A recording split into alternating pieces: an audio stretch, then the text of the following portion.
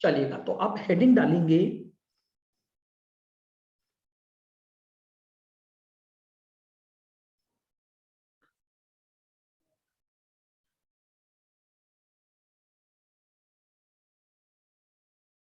Chapter है branch accounting.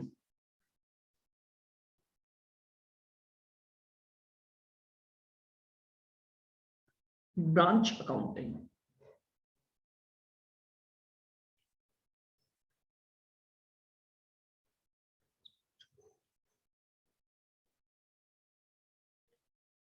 देखिएगा।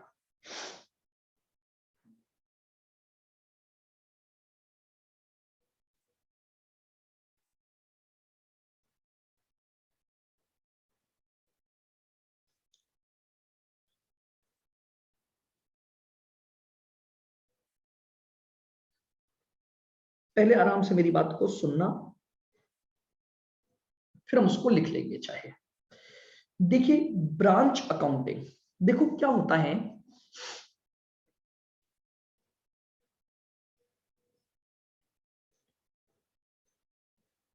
ये एक पर्सन है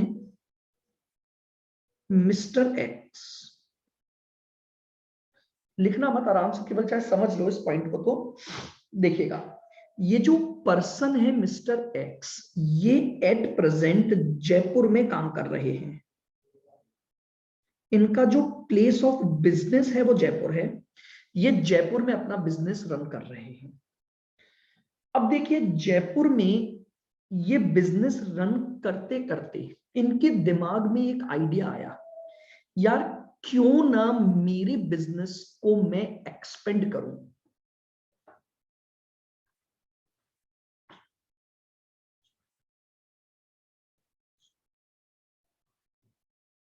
एक्सपेंशन ऑफ बिजनेस,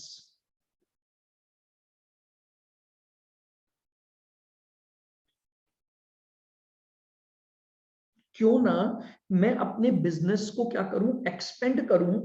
और अब ये सोच रहे हैं यार मैं जयपुर क्यों, मैं दिल्ली के मार्केट को भी कवर कर लेता हूं।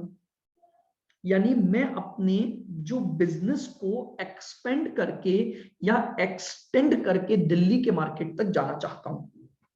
नाउ अब मिस्टर ये सोच रहे हैं कि यार मैं दिल्ली के मार्केट में अपने बिजनेस को अगर सेट करना चाहता हूं तो उसके लिए क्या करूं मैं।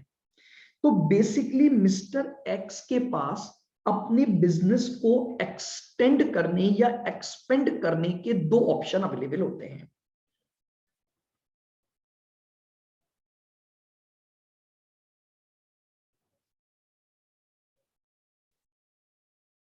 ऑप्शन वन, वो क्या करे कि दिल्ली में एक पर्सन ढूंढेगा और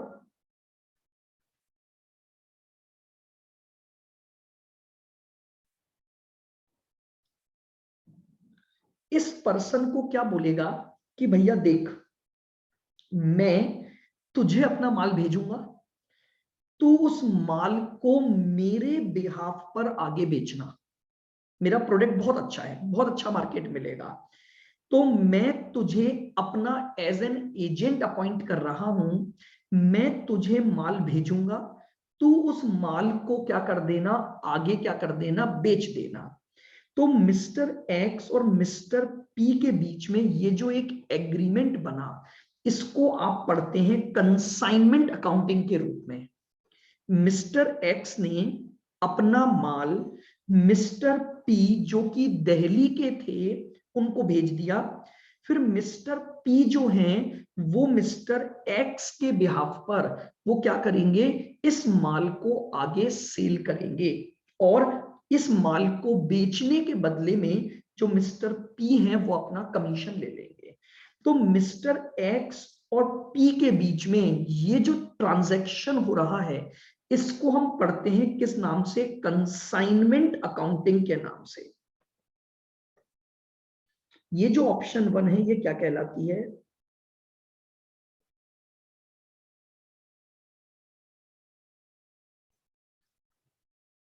कंसाइनमेंट अकाउंटिंग।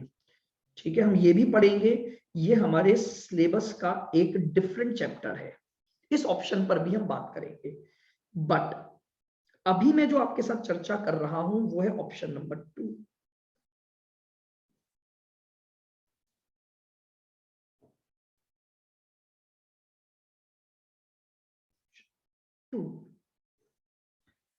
मिस्टर एक्स सोच रहे हैं यार इसको एजेंट अपॉइंट करूंगा लेकिन बहुत छोटे लेवल पर, ये तो बहुत थोड़ा माल बेच पाएगा। इसकी जगह यार क्यों ना मैं ऐसा करूं कि मैं यहां पर अपना एक separate segment of business he start कर दूं। मैं खुद अपना एक ऑफिस यहां पर खोल दूं,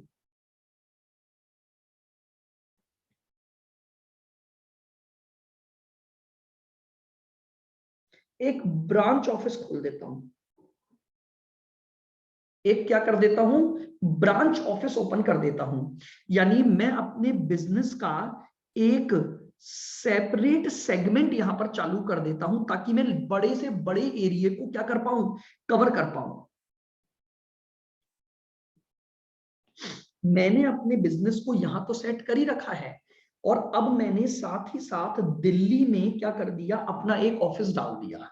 कोई एजेंट अपॉइंट नहीं किया, मैंने अपने बिजनेस को बढ़ाने के ऑब्जेक्ट से वहां पर अपना एक डिवीजन बना दिया, एक ऑफिस डाल दिया जिसको हम बोल रहे हैं बेसिकली ब्रांच ऑफिस।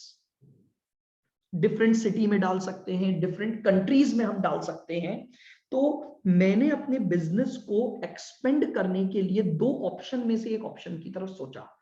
क्या मैं ऑप्शन 1 पर जाऊं और एक पर्सन को अपने यहां पर एज अ एजेंट अपॉइंट करूं ताकि वो मेरे बिहाफ पर इस नए मार्केट में मेरा माल बेचे। इस अकाउंटिंग को अपन पढ़ेंगे ब्रांच अकाउंटिंग के रूप, सॉरी, कंसाइनमेंट अकाउंटिंग के रूप में, जो हमारा एक सेपरेट चैप्टर होगा। जब एक्स अपने बिजनेस को बढ़ाने के पर्पस से कोई एजेंट अपॉइंट न करके अपना ही एक नया डिवीजन या सेगमेंट स्टार्ट कर ले, एक ब्रांच ऑफिस खोल दे जिसके द्वारा वो अपने बिजनेस को बढ़ाता है, तो इस अकाउंटिंग को हम क्या बोलेंगे, ब्रांच अकाउंटिंग बोलेंगे। ये अकाउंटिंग क्या कहलाएगी,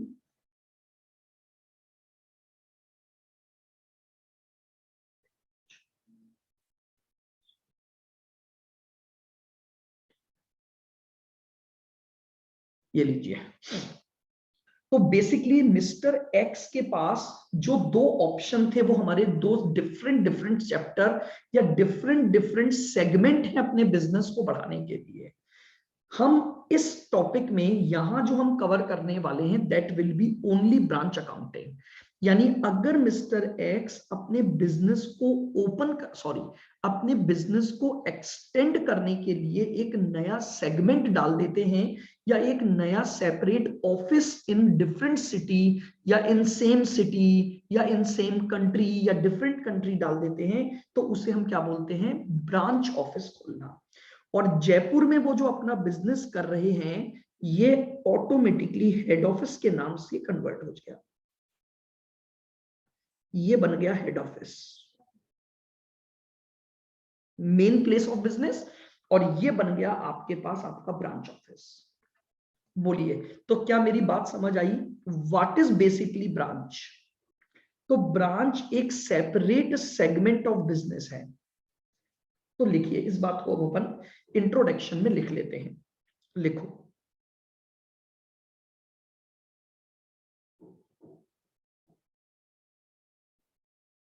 a branch is a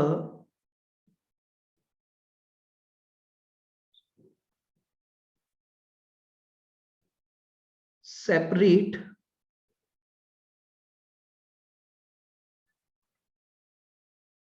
segment of a business.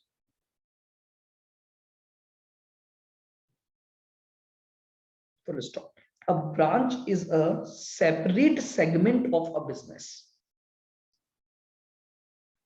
Full stop लगा के लिखें,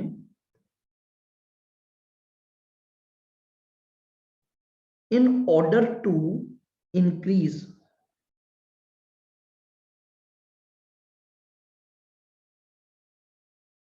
in order to increase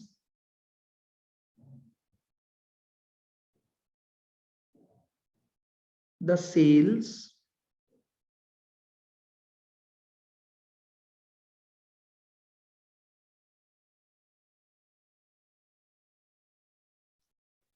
business houses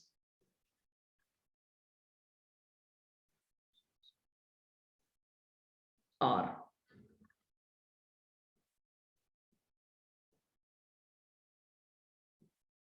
required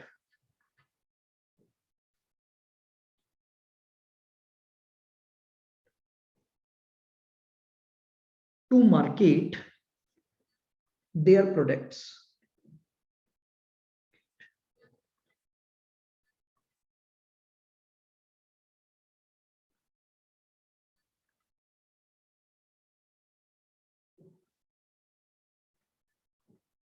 Business houses are required to market their products. ठीक है, अगर आप अपनी सेल्स को इंक्रीज करना चाहते हैं तो आपको अपने प्रोडक्ट को मार्केटिंग करने के लिए कई सारे बिजनेस हाउसेस चाहिए होंगे.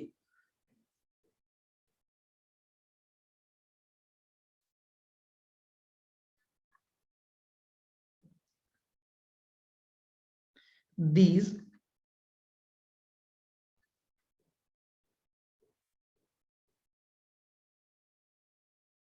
business houses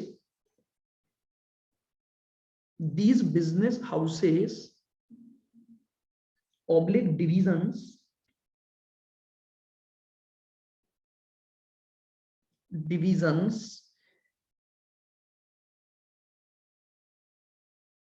may be located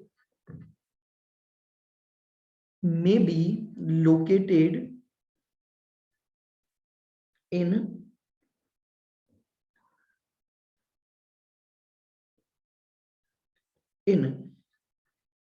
different part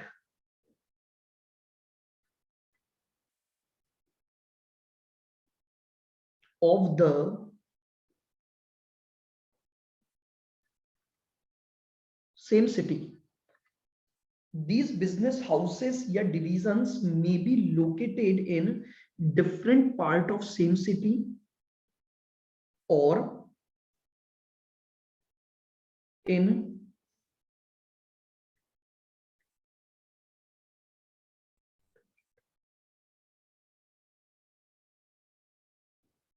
different cities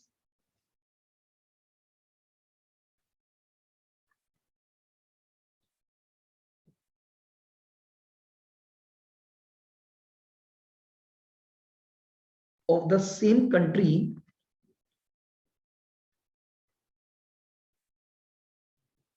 or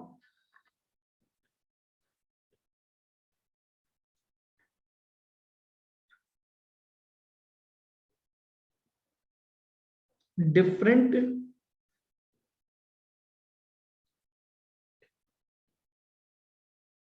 countries in the world.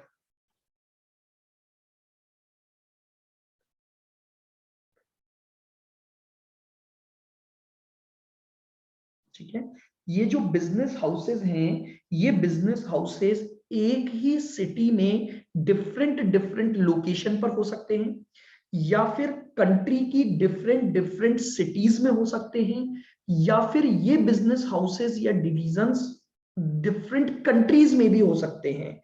ठीक है, इन्हीं को ब्रांच ऑफिस बोला जाता है. लिखो, these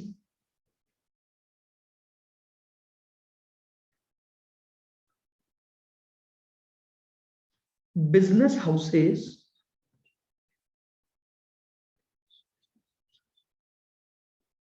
are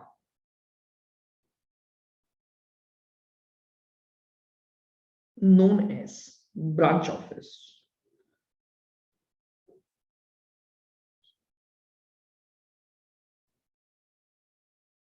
ये लीजिए, ये तो मैंने आपको इसका एक बेसिक इंट्रोडक्शन दे दिया कि बेसिकली ब्रांच है क्या. ठीक है, आप अपने बिजनेस को बढ़ाना चाहते हैं, सेल्स को इंक्रीज करना चाहते हैं, तो आपको डिफरेंट मार्केट को कैप्चर करना पड़ेगा और जब आपको डिफरेंट डिफरेंट मार्केट को कैप्चर करना है तो आपके पास डिफरेंट डिफरेंट बिजनेस हाउसेस या डिविजन्स होने चाहिए। ये बिजनेस हाउसेस या डिविजन्स आपके पास एक ही सिटी में डिफरेंट डिफरेंट लोकेशंस पर हो सकते हैं, या फिर आपके पास अलग अलग सिटीज में हो सकते हैं, या फिर आपके पास इन डिफरेंट कंट्रीज में भी हो सकते हैं। ठीक है, और इन्हीं बिजनेस हाउसेस को या डिविजन्स को हम ब्रांच ऑफिस बोलते हैं। नाउ अब समझिएगा, अब आपने अपने बिजनेस को एक्सपेंड करने के लिए ब्रांच ऑफिस ओपन कर दिया। अब क्या करें भाई? अब देखिए, ब्रांच में जब वर्क होगा तो वहां पर खर्चे हो रहे हैं, वहां पर रेवेन्यू जनरेट हो रही है। तो अब मुझे एक और समस्या का सामना करना है कि भैया मुझे ये पता लग पाए कि भैया उस ब्रांच में मुझे प्रॉफिट हो रहा है कि लॉस हो रहा है।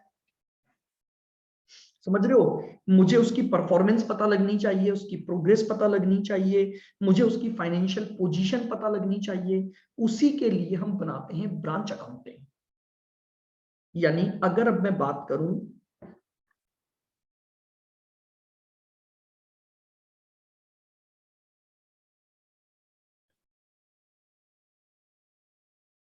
Objective of branch accounting,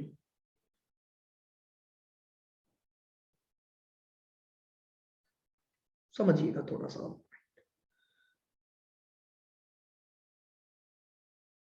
accounting का मतलब तो हमें पता ही है, टू मेंटेन द रिकॉर्ड्स। अब हम बात कर रहे हैं कि भैया इस ब्रांच अकाउंटिंग का ऑब्जेक्ट क्या है। तो जो ब्रांच अकाउंटिंग का ऑब्जेक्ट है वो क्या है?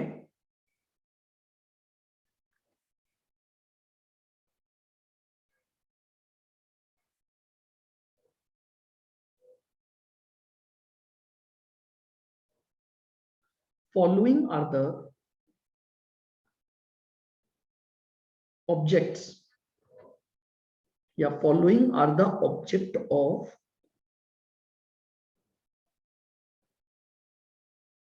Branch accounting.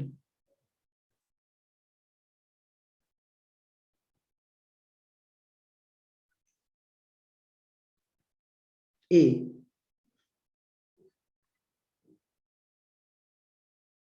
To know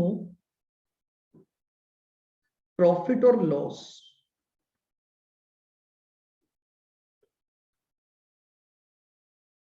loss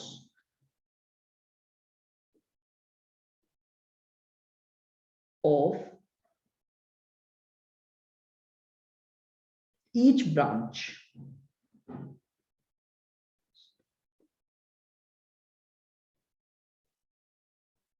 separately. देखिएगा, अब अगर हमने कई बिजनेस हाउसेस खुले हैं, कई ब्रांचेस ओपन करी हैं, तो उसकी अकाउंटिंग रखना बहुत जरूरी है। और अकाउंटिंग क्यों रखनी है? क्या जानने के लिए अकाउंटिंग रखनी है? कि भैया हमने जितनी भी ब्रांचेस ओपन की हुई हैं, उन ब्रांच के सेपरेट सेपरेट हमें क्या पता लग जाए? प्रॉफिट और लॉस पता लग जाए। बी,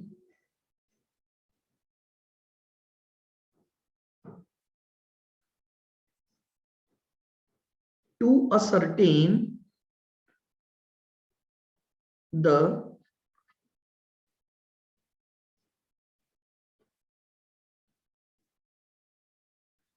फाइनेंशियल पोजीशन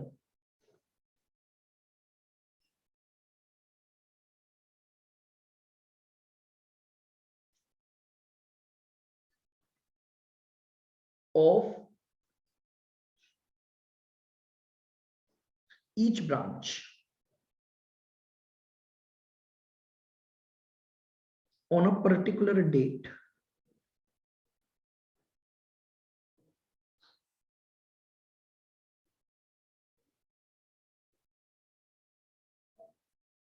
और सी,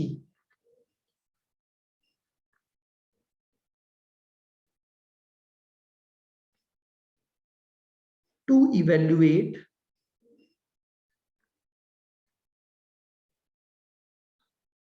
progress and performance of each branch.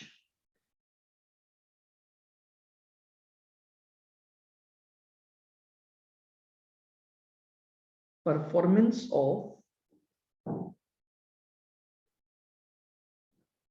Each branch.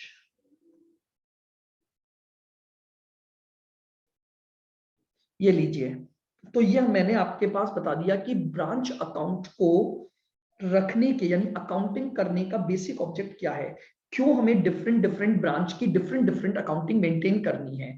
तो basically there are 3 basic object of the branch accounting. पहला, हर ब्रांच का सेपरेट प्रॉफिट और लॉस जानना। दूसरा, हर ब्रांच की सेपरेट फाइनेंशियल पोजीशन को जानना। और तीसरा, हर ब्रांच की प्रोग्रेस और उसकी परफॉर्मेंस को इवेल्युएट करना। इन पर्पसेस से हम क्या करते हैं, ब्रांच अकाउंटिंग मेंटेन करते हैं।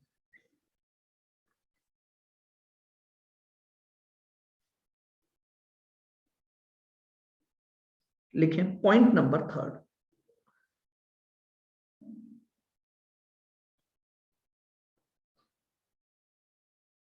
टाइप्स ऑफ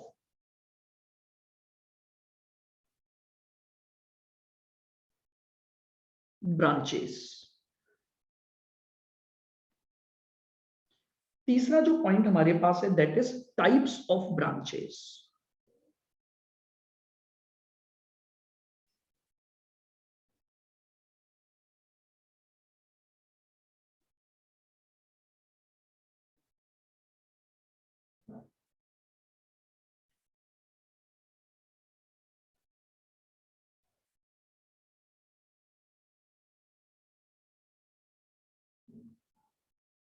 एक होती हैं इनलैंड ब्रांचेस,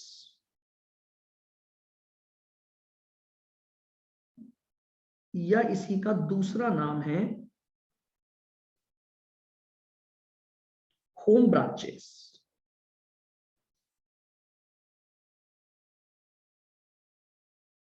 इनलैंड ब्रांचेस या फिर home branches.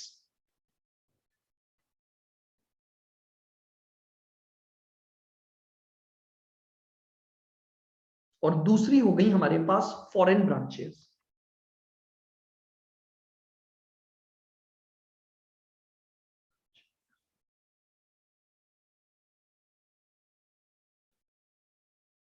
Foreign branches,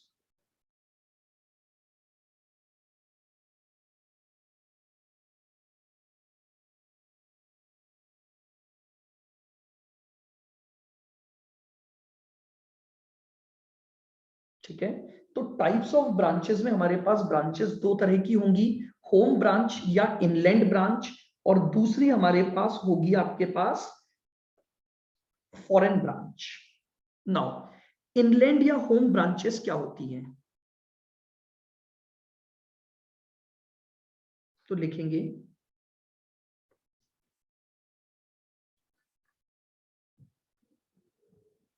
when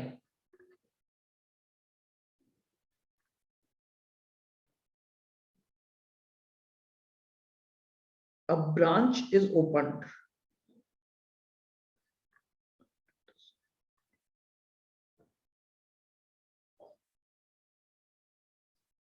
in the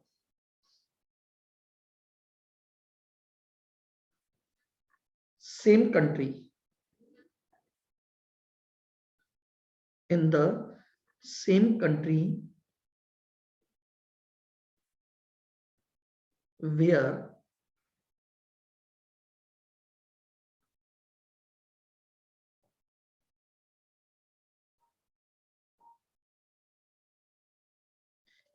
the head office is registered.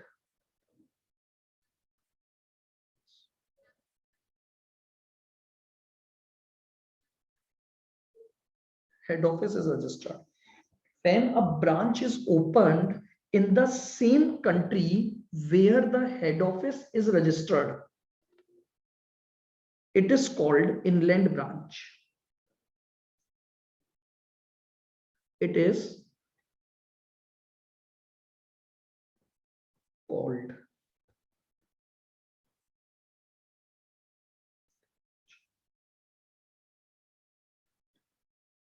है बिल्कुल। इनलैंड या होम ब्रांचेस का मतलब हो गया जिस कंट्री में आपका हेड ऑफिस रजिस्टर्ड है, अगर उसी कंट्री में आप कहीं पर भी अपना कोई भी ऑफिस या कोई भी ब्रांच अगर आप ओपन करते हो तो उस ब्रांच को हम बोलते हैं inland branch.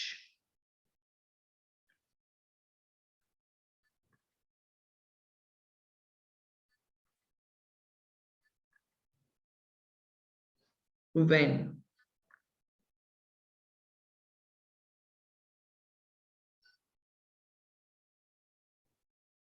a branch is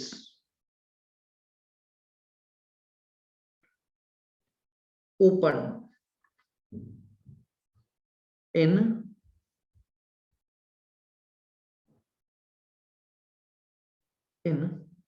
another country, in another country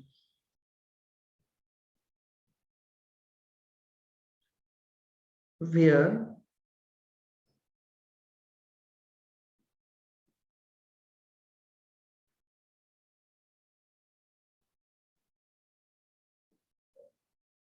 the head office is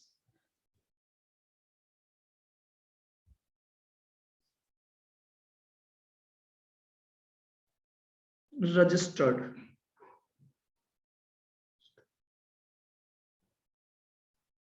it is called foreign branch.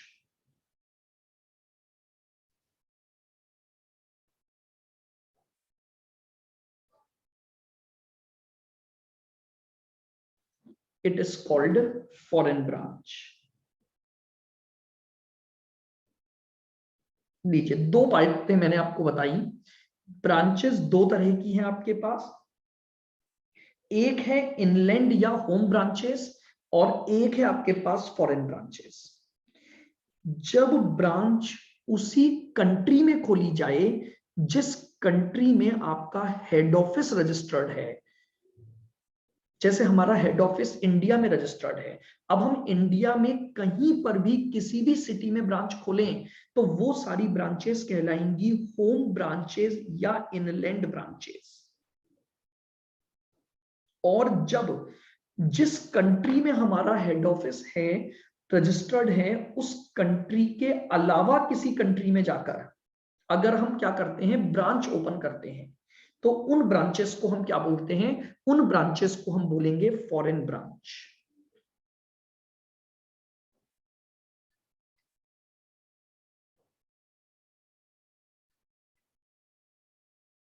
देखिएगा, अब हमारी जो इनलैंड ब्रांचेस हैं इनको सब कैटेगराइज किया गया।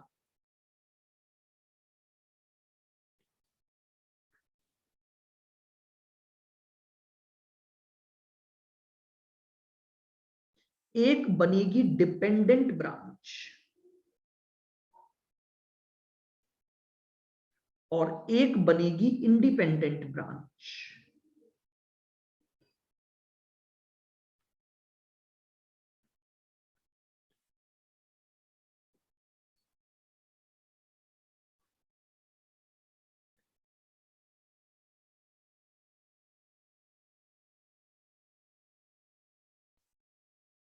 इंडिपेंडेंट ब्रांच, आइए समझिएगा, ठीक है। तो एक तो बनी डिपेंडेंट और एक बनी इंडिपेंडेंट। अब इसका मतलब क्या हुआ, डिपेंडेंट और इंडिपेंडेंट का मतलब, दिमाग तो क्या बोलता है कि भैया डिपेंडेंट का मतलब है जो किस पर डिपेंडेंट है, हेड ऑफिस पर, और इंडिपेंडेंट का मतलब हेड ऑफिस पर डिपेंडेंट नहीं है। बट किस सेंस में, तो मेरी बात बहुत ध्यान से सुनना, यहां पर ये जो डिपेंडेंट और इंडिपेंडेंट है ये अकाउंटिंग पर्पस से बनाया गया है।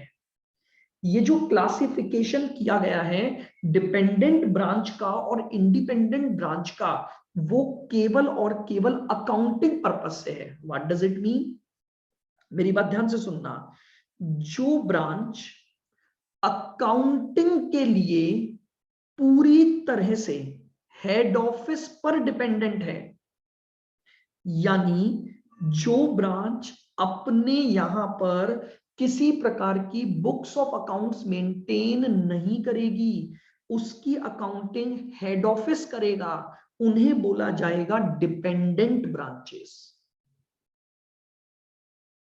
ये जो डिपेंडेंट और इंडिपेंडेंट हैं, ये अकाउंटिंग पर्पस से हम बात कर रहे हैं और किसी पर्पस से नहीं। अकाउंटिंग करने के पर्पस से वो ब्रांच या तो डिपेंडेंट ब्रांच होगी या अकाउंटिंग के पर्पस से वो इंडिपेंडेंट ब्रांच होगी। तो क्या कहती है मेथड की अकाउंटिंग, कि जब कोई भी ब्रांच पूरी तरह से अपनी अकाउंटिंग के लिए एचओ पर निर्भर है, यानी अपने कोई सेपरेट क्या नहीं बनाती है, अपने कोई सेपरेट बुक्स ऑफ अकाउंट्स नहीं बनाती है, तो उस ब्रांच को हम बोलते हैं डिपेंडेंट ब्रांच। और इंडिपेंडेंट ब्रांच का मतलब हो गया जो अपनी separate books of accounts maintain करती है। यानी ये ब्रांच जो इंडिपेंडेंट है, बुक्स ऑफ अकाउंट्स के लिए डिपेंडेंट नहीं है। तो पहले तो अपने दिमाग में ये बात क्लियर रख लेना, ये डिपेंडेंट और इंडिपेंडेंट केवल अकाउंटिंग पर्पस से है। कि जब हम ब्रांच की अकाउंटिंग कर रहे हैं तो डिपेंडेंट ब्रांच का मतलब क्या है और इंडिपेंडेंट ब्रांच का मतलब क्या है। यानी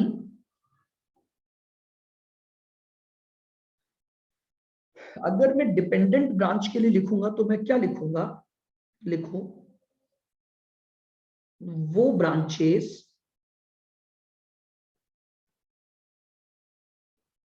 वो ब्रांचेस जो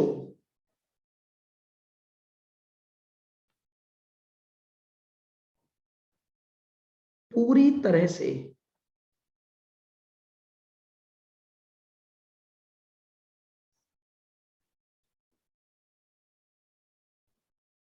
अकाउंटिंग के लिए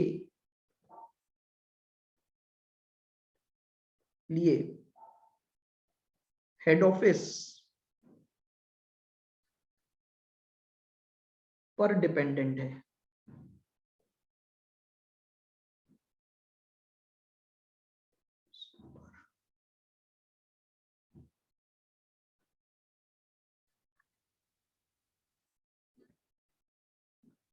दैट इज अपने अकाउंटिंग रिकॉर्ड्स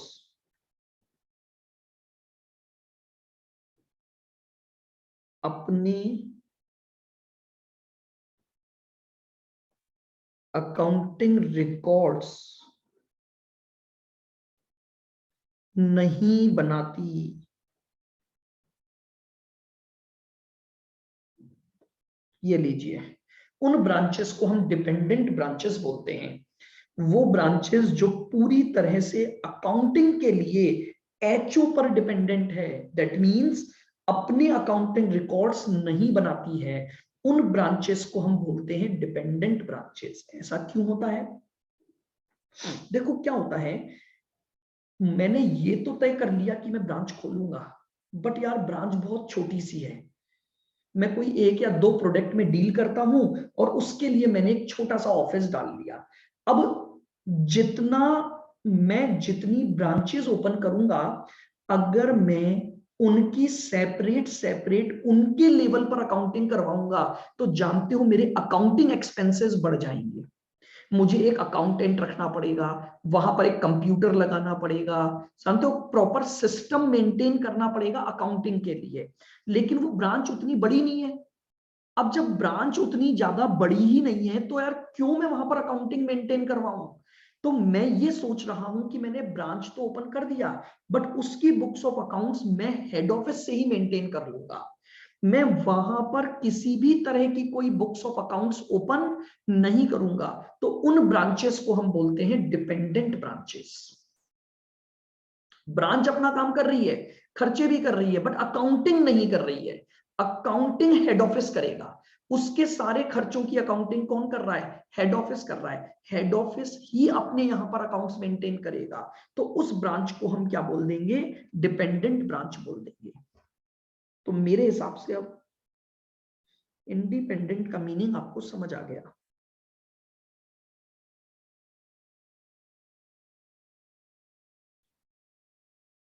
वो ब्रांचेस जो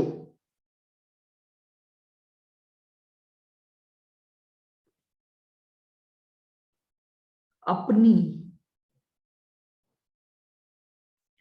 खुद की अकाउंटिंग,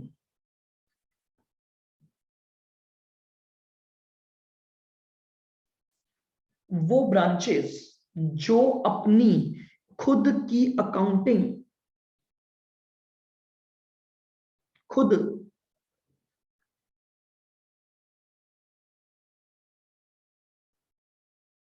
करती है। तो इंडिपेंडेंट ब्रांचेस का मतलब हो गया कि वो ब्रांचेस जो अपनी खुद की अकाउंटिंग खुद करेगी, सारे ट्रांजैक्शंस को रिकॉर्ड करने के लिए, क्योंकि ये बहुत बड़े लेवल पर काम कर रही है, ये कई 50, 100, 200 प्रोडक्ट में डील कर रही है ये ब्रांच। तो अब इतने सारे प्रोडक्ट्स में अगर आप डील कर रहे हो तो एचओ मेंटेन नहीं करता है। एचओ ने ब्रांच के यहां पर ही एक पूरा अकाउंटिंग सिस्टम डेवलप कर दिया, सारी ब्रांच की अकाउंटिंग प्रॉपरली ब्रांच में की जा रही है। तो इन ब्रांचेस को हम क्या बोलते हैं? इंडिपेंडेंट ब्रांचेस बोलेंगे। तो बताइए, क्या मेरी बात बिल्कुल क्लियर है यहां तक की? टाइप्स ऑफ ब्रांचेस में इनलैंड ब्रांचेस, फिर इनलैंड ब्रांचेस में भी दो तरह हो गए हमारे पास, एक डिपेंडेंट और एक इंडिपेंडेंट। ये बात बिल्कुल ध्यान से दिमाग में सेट कर लेना कि डिपेंडेंट और इंडिपेंडेंट का मतलब क्या है, कि अकाउंटिंग पर्पस से ये दो अलग अलग वैरायटी बनाई गई हैं, डिपेंडेंट और इंडिपेंडेंट। डिपेंडेंट का मतलब जो अपनी अकाउंटिंग के लिए एचओ पर निर्भर हैं, उन्हें हम बोलेंगे डिपेंडेंट ब्रांचेस। और जो अपनी अकाउंटिंग खुद करेंगी, एचओ की तरफ नहीं देखेंगी अकाउंटिंग के लिए, गिड़गिड़ाएंगी नहीं एचओ के सामने कि प्लीज मेरी अकाउंटिंग करो, प्लीज मेरी अकाउंटिंग करो, मैं खुद एबल हूं अपनी अकाउंटिंग करने के, तो उन ब्रांचेस को मैं बोलूंगा इंडिपेंडेंट ब्रांचेस। अब हमें दो चीजों की अकाउंटिंग सीखनी है कि भैया अगर हमारी ब्रांच डिपेंडेंट ब्रांच है तो हेड ऑफिस किन किन मेथड्स के द्वारा इन डिपेंडेंट ब्रांचेस के प्रॉफिट और लॉस को फाइंड आउट करेगा, किस तरह से इसकी अकाउंटिंग मेंटेन की जाएगी। और अगर मेरी ब्रांच इंडिपेंडेंट ब्रांच है तो उसकी अकाउंटिंग कैसे होगी। कई सारे मेथड्स हैं डिपेंडेंट ब्रांच के, इंडिपेंडेंट ब्रांच की एक सेपरेट अकाउंटिंग है, बट डिपेंडेंट ब्रांच में बेसिकली हमारे पास अकाउंटिंग करने के 4 मेथड्स हैं। जब हम डिपेंडेंट ब्रांच की बात करते हैं तो अकाउंटिंग करने के 4 मेथड हैं। मेथड नंबर 1, मैं नाम बता देता हूं, लिख पाऊंगा मैं आपको आगे बाद में। तो नाम है पहला डेटर्स मेथड, दूसरा है स्टॉक एंड डेटर मेथड, तीसरा है फाइनल अकाउंट्स मेथड, और चौथा है wholesale price method. Dependent branch की अकाउंटिंग 4 में से किसी एक तरीके से की जा सकती है। There are 4 methods to record the transaction of dependent branches.